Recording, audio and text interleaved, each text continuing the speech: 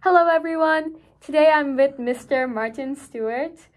And first, I was just wondering, were you having a great day? Yeah. Had a good day today. Lots of stuff going on, but I made it through. Thank you so much for taking the time to organize all these photos and come here today. Okay, I'm glad to be with you. Thank you for inviting me. My pleasure. Thank you so much. All right. So I was wondering if you could start today with a Stevie Wonder quote. Well, I was young. I remember, I was thinking about being a musician, and I heard on the radio that Stevie Wonder would be at Watts, Mozambique, and I said, wow, that's amazing, So I'm thinking the whole group and everything, right? So I got in my car, run over there. I was young. When I say car, I was probably, 19? I forget what age I was at. I was exactly, but I was young. And I went over to Watts, Mozambique, and Stevie Wonder was there. The piano was set up on the stage, no other musicians. And he was singing I think it was, oh man. I don't want to start singing the song, but I tell you what, it was really something. I mean, he was by himself, and he was introducing one of his new albums. And I mean, it was only maybe 5 people in the place. It was amazing to me. And I mean, in the church, some of the churches, one particular church that I worked at, Moses Temple, the pastor would say almost every other week, she'd say, what leaves the heart reaches the heart, and in music, musicians have that ability to touch. From when they're playing, they can touch the crowd, the audience, and it's just, to me, it's a miracle. The miracle of music is really something, It can actually touch the heart and change lives. So when I listened to Stevie Wonder that day, it just made me want to do music more, Oh, yeah. It was really, really a soul-stirring event. Yes. Oh, my goodness. So I just felt privileged to listen to him, and play. Yeah. That was Watts, Mozambique. That was years ago. I was very young. So I don't know if I was 16 or 19. I can't really remember, distinguish what year when he made that one particular album. I can't think of the song either, but anyway. It must be magic, something like that. Some of the words, it must be magic or something. I forget the words, but anyway, it was really wonderful, Yeah. Talking about magic. So Stevie Wonder's quote was that music at its essence is what gives us memories. Wow. And the longer a song has existed in our lives, the more memories we get. So today I want to go through your memories of music and the community. Oh, yeah. Yeah. Well, I remember learning the piano. I had some teachers. And so this one particular teacher, she was at one of the churches there. I forget the name of the church right now. Oh, man. I can't think of the name of the church. Let me stay off of that. So anyway, she trained me a little bit on the piano. I remember at my church, they needed somebody to play, for Sunday school. So they asked me to play, and I would play that same song, Jesus Keep Me Near the Cross. Every Sunday, I played the same song. I didn't know how to change keys. I didn't know nothing. But that one song, I could read it, And then people, I'd play that song and in the Sunday school, with the kids and stuff, and we'd sing that song. And that was the start of my music, because I didn't know how to read music other than that one song. But as time progressed, of course, I learned, how to play, read, and all this other stuff. It came along after being with multiple teachers over years. Then you learn how to change keys and everything else, Oh, it was amazing to me. But music has really been something, that has touched my life, Oh, it touched my life. And then I know when I play it, when I feel it, it touches other people, So something I love. And I worked many years in the plants and different jobs in transportation, robotics, and all this stuff. But I'm back now working at Schoolcraft College. Or let's say I'm sort of a volunteer here because I'm helping and assisting. But it's just a wonder to me. And I'm getting the chance to learn how to read music better, working with you and the big band, it's really exciting. Oh, it's exciting for me. Yes, it is. So today when you're going down memory lane, I was wondering if you could start about your first band experience. Well, so this is one of the bands. I believe this band was the Late Sounds.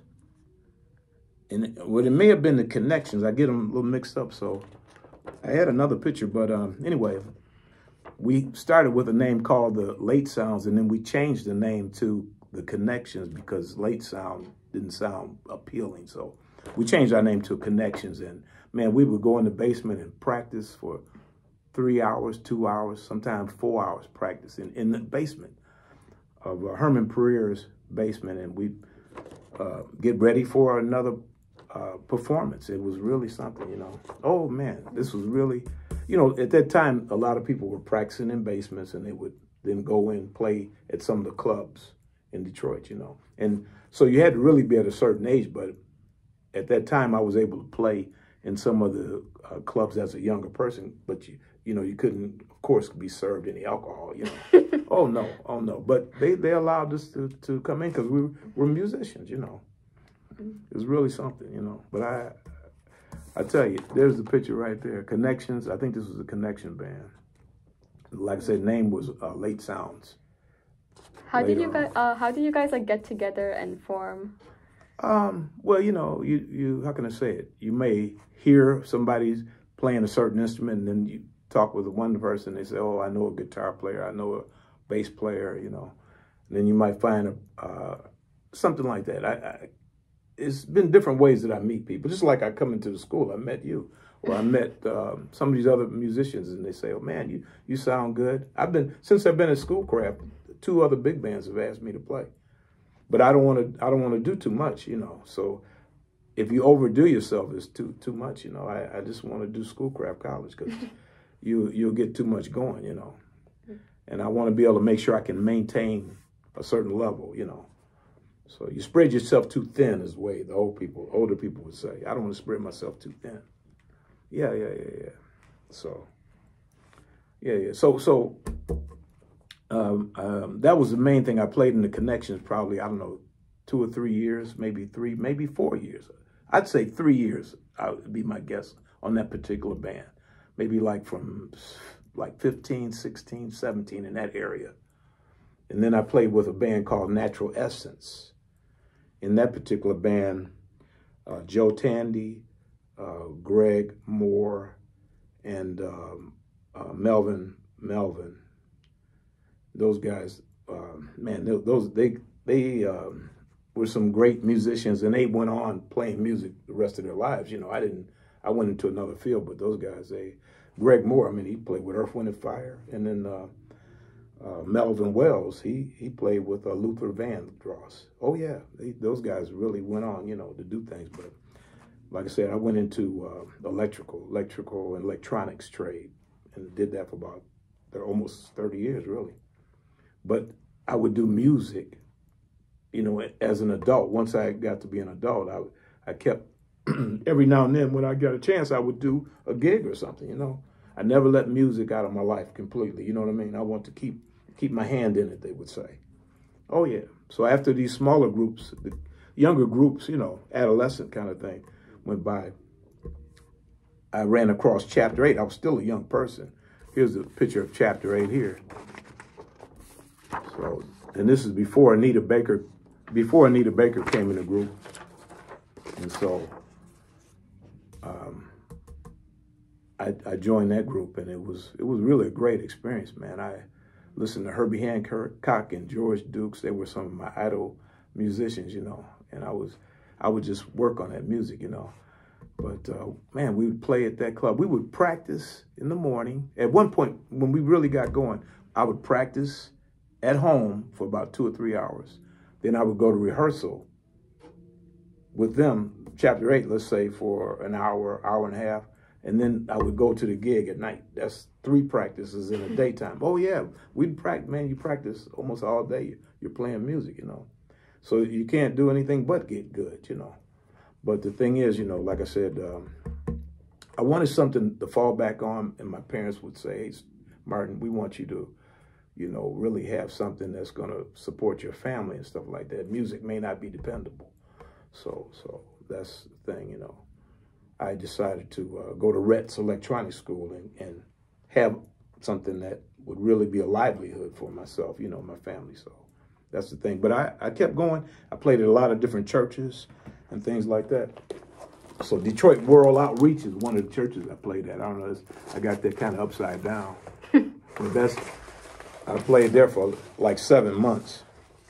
That was a good thing as an adult. You know, I was really just a volunteer there. But man, 3,000 people in the audience. That was real. Wow. Man, that was like one of the biggest things that I ever did. You know, musically, because I mean, you're broadcasting like 200 countries all over the world. You know, and the cameras are going. And man, it was really, man, that was a fantastic thing. You know. Oh yeah. Do you want to talk more about that experience? At World Outreach? Yeah. Oh yeah. So let's see, Van Cephas told me, you know, I was getting back into music at one point. I was probably in I'll say my 30s. And see, I had really concentrated on electronics and raising my family at that point. But I met Van Cephas. He was the piano player that replaced me in Chapter 8. And I said, man, Van, what is this music doing now? It's changing, you know, they're going into electronic music where they have drum machines and MIDI and all this new electronic stuff, you know. And so he said, man, you got to get a MIDI controller. And I said, man, I didn't know nothing about MIDI. What does that mean? You know, what is that acronym? And so MIDI, let's see, I got to try to remember it now. Musical Instrument Digital Interface. Yeah. So, man, I practiced learning MIDI for about 3 or 4 years. So I did that. And so then I started going back out gigging again because I had been away from the piano, you know, for a while. And so I wanted to set up a studio because I met Will Harlan. I think I got a picture of Will Harlan, but I met Will Harlan and he took me out on some jobs. So I would like just do solos over top of MIDI arrangements to kind of get myself back into it. So, but he would hire me and I probably did maybe 20, 25 gigs, I would guess to say, with Will Harlan to get myself going back on music. But MIDI was so important to learn that. Because musicians at that point, I would say that probably like end of the 80s going into the 90s is my best guess on that. And so musicians were going out and it wouldn't be a whole band anymore. It would be just like a drum machine, you know. Then you'd have, you know, the musician would be playing with the other instruments, sort of like, you know. And so anyway, I learned that aspect of it. Now, at one point, as being an adult, I said, I want to get my own studio like Will Harlan, you know. So I started buying all the stuff, and I actually made a CD. Oh, yeah. Yeah, I made a CD, one CD. I was with a church group. The church group was, I got to get my mind going here now, Tri-Stone Baptist Church, male chorus. And it took me about 1.5 years to make this CD. Oh, yeah. Oh, wow. Oh, yeah, because we had to call in each group, you know. I brought in the tenors. We did something in the baritones, you know, and then the lead singers. I did it separate, like parts. I didn't do it all together. And then the musicians, it was amazing to me that I learned that I did that. But it took a lot of time. Rufus Harris was my mentor in learning the studio. And so Rufus Harris, I don't know if I have anything on Rufus. Man, I wish I could show it to you right now. But Rufus Harris, he was a studio musician at United Sounds. United Sounds, I think, is on 2nd.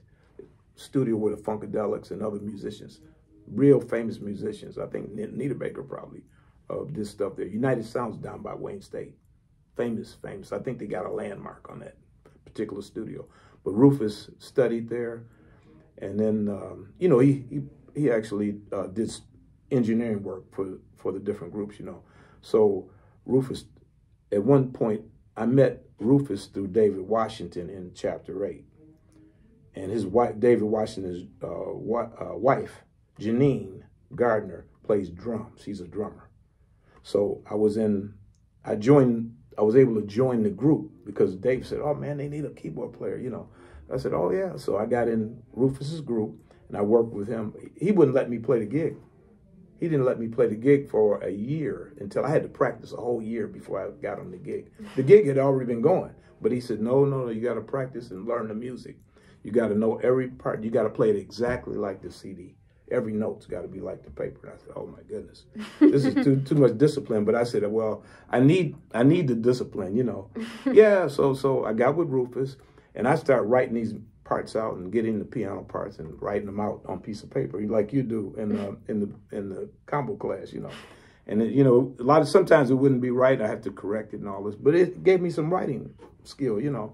So I eventually I got to the point where I had the music down, you know, enough songs to do the gig. It was called 4 Fridays. Every 4th Friday, he would have this gig. It would be in Dearborn at Studio One, I think it was called. But it was a nice room there at this big auditorium. I forget the name of the auditorium. But it was a big, over on Michigan. It was on Michigan.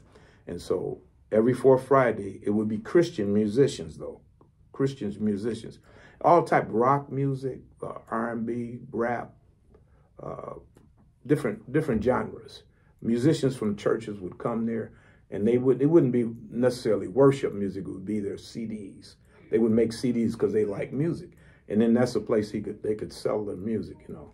And it was really a nice thing for the community, you know, what Rufus put on. I think he probably did 4 Fridays for, I'd say, over 10 years. He probably had that thing going for over 10 years. But I worked with him for about 2, maybe 3 years, 2.5 years, something like that. Yeah, I did 4 Fridays. That was a concert series that he did. It was nice. We would be the house band for 4 Fridays. It would be Rufus, myself, and Janine. And then we had a bass player. And then he would have like 2 or 3 other acts for that particular performance. Of course, I was a grown man at that time. Yeah, that was 4 Fridays. Yeah. But I'm trying to think where I need to go back to. That was fairly recently, I would say, man, 4 Fridays, that was probably 20 years ago, something like that, or 18, maybe 16 years ago, 16 to 18 years ago. Older than me. I was doing, older than you, yeah. Yeah, 4 Fridays, man, I learned a lot doing that, though, you know. Yeah, I just, you know, here at the school, you know, we're learning music, but we're learning other things in more detail, you know, and so that's all. And then, you know, Ricardo Silva's doing a great job with us, you know, giving us information and resource. And that's all, that's what it's about, you know, helping and encouraging. You know, it's so much, music is so vast that you have to, it takes time. It's a lifetime study. There's no way you can get it in no 1 day or 1 year or 10 years. You have to put time and effort into it. And it's never really done, but you have to at some point say, hey, this is it. And then you do your performance, you know. And that's how it goes, you know. Let's see. Oh, this is the same picture here. I can't show you nothing different here. Oh. Here's one of the pictures here. This might be, I think this was the late sounds here. This other picture, we call this the Connections. We had made an advancement. We played the 20 grand in Detroit. Yeah, we played the 20 grand in Detroit. We did it for about a week. But boy, I tell you, I just enjoy music, and I just hope to continue, you know, for the rest of my life, you know, doing music. It's just wonderful. I'm sorry. Did I? No, not at all. I don't know what It's so exciting hearing about all of this. Yeah, I'm so glad you let me talk about it, you know? Yeah, because, you know, a lot of times you have it in you, but you don't have any time to share this stuff, you know? Yeah. You've met, like, a lot of famous musicians over the course of your lifetime. Oh, like, for sure. Yes, like Mr. James Jamerson Jr. Oh, like, man. you want to talk about that experience? Yeah, so James Jamerson Jr., I met him through Ron Philpott. And, man, Ron Philpott said, man, I know this guy that plays bass, and he's good. And I said, oh, okay. I said, well, I need a bass player for this job. And he says, man, he charges, when he plays out, sometimes he gets $10,000 a job. I said, it's hard to believe. I don't know, $8,000, I don't know what this guy gets. But anyway, so I said, well, I'd like to meet him. He says, he's James Jamerson Jr. He's the son of James Jamerson at Motown. I said, boy, I sure would like to meet him. You know, that's a famous guy, son, you know. And so anyway, I did meet him, and he came over, and I was shocked that he said he would play the gig for free, no money. I was like, wow. So I had all these songs we had these songs in the electronic format, you know, MP3. And so we had the list, like I showed you, a list of songs. It's in my book here. This is sort of a list of chapter 8 songs. So we had the list of songs. So we played all these songs for him. He didn't have his bass. We played about, I don't know, 15 songs, five songs a set. And so he listened to him. He says, okay, I got it. I was like, what? You got it? He says, I don't need to practice. I know all that. I was like, wow. He knew all the songs, and I just played it for him. He didn't have to practice. He knew all this. I said, okay, good. So we went to the gig. He played every song perfectly. It was amazing to me. He just listened to it and he got it. That's how good this guy was. Yeah, he didn't have to read the music. He had it all, just like that. Bam. I was like, no music. He just played all the songs. We counted off. He played all the songs like he had rehearsed them. It was amazing to me. That's James Jamerson Jr. Yes, he did. And so, In the Shadows of Motown, I think that's a documentary video that James Jamerson is on. I'm gonna do my best to get a copy of that and give it to you.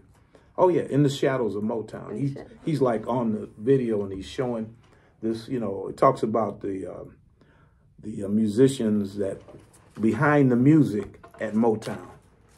In the Shadows, I think. In the Shadows of Motown. I don't know if I'm saying that exactly right, but he's on there. At some point, they're interviewing him and talking about the music and talking about his father and the other musicians, because Motown musicians made the sound of Motown. You know what I mean? It's not just the singers. You got to give the credit to those musicians. The musicians, you know, have a big bearing on the music. Oh, yeah.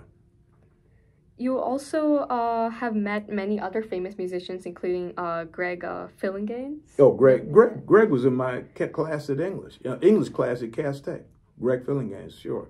Greg, come on, you can look him up in Wikipedia. He's super famous. He played on Thriller. He was, instrumental in helping Michael Jackson. And, of course, he's done things with George Dukes and all the great musicians. Greg Phillinganes is super famous, and stuff like that. But, like I say, he's famous. What can I say about Greg? He's made a few CDs, I guess. At least I know one CD that I know he's played on. That's his own CD, Yeah, Greg Phillinganes. He's very, very good, a very, very good musician, classically trained and all of the above, Oh, yeah. Trying to think what else to say about him. But, yeah, he went to Cass Tech. He was in my class in English. It's amazing, But he's gone a long way. Yes, he was Michael Jackson's music director, Greg Phillinganes. And he was also on one of those music programs. You know how you have the Tonight Show and you have a music director. It was something, I think it was Arsenio Hall. Arsenio Hall, he had a music program, like a midnight show, like a Johnny Carson kind of show. And Greg Phillinganes was the music director. Oh, yeah. You also had the opportunity to play with Anita Baker. Do you know? No, I never really played with her. Never played with her? No, Oh. she came in the group about a year after. A year after me. Yes, they had another. I think Joan Crawford or something. They had another young lady that was in the group, and then Anita Baker came in. But I was instrumental in bringing the trumpet player, Scott Guthrie, and the saxophone player in the group. That was I got to think of his name right now. It's not coming to me right now. Anyway, so I brought two other members into the group that Anita Baker worked with, and then of course, the group blossomed out into doing records. I guess they had a couple big record deals. And then after that, Mike Powell and Anita Baker, they blew up, and like I say, offered a lot of money to make these huge hits, hit records. It was amazing to me. But Mike Powell, he was the guitar player. He's right here. If I'm pointing to him right, it's kind of hard to. I can add it to the video. Yeah, Mike Powell, really. I was really honorable, think that he made it like that, It's amazing to me, yeah. Oh, yeah. All right. I was wondering, what's your advice for aspiring musicians and... Well, things have changed now. Music is a lot different. Things going on. Music has changed. A lot of the young folks have, how can I say it?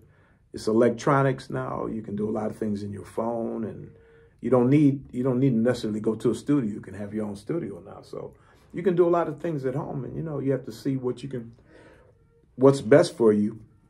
But like I said, my career was in electronics, electrical, and I really strongly recommend that if you really want music as a career, you test it, maybe get out there, do what you can do. But the thing is, you want to maybe check with some older musicians like myself or other people, and then ask, see how they're living in that. You may want to find a career, in something else that may be a gift of yours, legal, medical, whatever, computer, something else.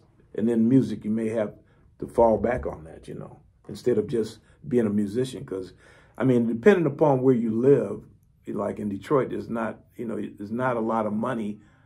How can I say it? Per se, if you're playing a lot of these lounges and stuff like that, it depends on where you're working, so it may be something that you don't want to do, is what I'm saying. When I went to I'm trying to think what you call it. Michigan has a job career a facility. I forget what it's called right now, but you go and you check for jobs. So I went there to look for employment at one point. And so what it was saying is that, okay, so Michigan needs so many plumbers, they need so many electricians, they need so many cooks, they need so many, whatever, doctors, etc. Mm-hmm. And so musicians, guess what? They may not need that many musicians, so to speak. And so, so each career has a draw, a need. And so if you're in a field that doesn't need that many people, you know what I mean? Like, let's say radio technicians, it may not be that many radio stations, And so if there's only 50 or 10 radio techs needed, if you get in there and you got 1,000 people going for the job, it's a little chance that you're going to get it. But if you go to work, come on, in Michigan, there's a lot of automotive plants. So guess what? If you work at a plant in Michigan, you got more chance of being hired because, hey, they need, They need 4,000 or 5,000 people. There you go. You have a better chance of getting a job, mm-hmm. as opposed to being a musician in a sense. Mm-hmm. So it's good to have something that you can hang your hat on, the older people say, mm-hmm. As opposed to just saying, I'm going to be a musician, I'm going to make this money. It's nothing like a starving artist. You don't want to do that. You want to make money. So, mm-hmm. If you're working, you want to be profitable, productive. So, it's good to have some sort of trade, really. That's my best advice. Mm-hmm. That's what I did. I had a trade, so I was able to make money constantly. I worked, like I said, electronics, electrical, and it just kept me, in jobs. If I had a problem with one job, I had no problem getting another job. No problems, none. So I was just wondering, how do you stay dedicated to music despite your career and your family and? Well, what I did, I played in a lot of churches. I mean, the church set up, when I was working at Detroit World Outreach, I would play their morning worship. Then I would do I would go back in the afternoon, and then they had a midnight service. That's 3 services. That would be on Wednesday. I think Friday they would have a thing, and then Sunday. So it was that was like nine services right there in a week's time. I would do 9 services. So, I'm just saying, it depending on what you get into. If you're in the church, working with churches, or you could work with senior centers, or you could probably be working in lounges, and then there's there's a lot of different things in music that you could do, but, it's just, it depends on what you want to do, how you want to approach it, And I mean, music, if you go to New York, I mean, there's more places to play. You go to Toronto, they have long blocks where you have, musician venues. You have to be, if you're in music, you need to go where they're playing music, And so, certain places, Las Vegas, I mean, they have venue where you can play. But if you go, some other cities don't have the venues that these places have. So you move to Virginia or somewhere, there's no place to, nowhere to play music. Better at your home or something, You got to go wherever the job leads you, that's where you have to live. You got to be close to your job. Whether it be medical, Silicon Valley, or whatever it is, you have to be where you're getting that you're getting some money so you can survive, Mm-hmm. whatever it might be, you know. Okay. Every city, every state, they need doctors, lawyers, right?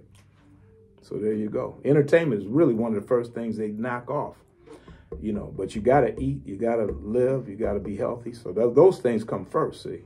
Okay. That's why, you know, I strongly suggest have some other means of making money, see, other than music. Mm-hmm. All right. Thank you so much for your conversation with me Okay. today. Do you want to end with any quotes or? Oh, okay. Well, no, I just like to say that I much appreciate, you know, this conversation and being able to submit this information. I'm humbled, you know, just to be, you know, looked at as far as with this information. You know, it's been really a humbling experience. You know, it's just that's all. I'm very thankful, you know, that I can give back a little something, you know, and that I've been able to experience these things, because it didn't have to happen, but I've had these experiences now. One more last thing I want to say though, make sure if you when you do stuff, make sure you keep a record of what you've done. See, so my record is not as good as I'd like it to be, but guess what? I got it. See, as you go through your life, make sure you write stuff down. My parents always said, son, get you a notebook. My father says, boy, get you a notebook and start writing your stuff down. So I do that. Even in my cell phone, I make notes and keep a record. Then you can see that you're progressing. If you don't write stuff down, then you can't see a paper trail of what you're doing. You need to keep a record, move forward, be productive. It's nothing like a productive person. All right. Those are my last words. Yeah. Thank you so much. And All right. have a great day. My pleasure. Thank you. All right. Wish everyone well.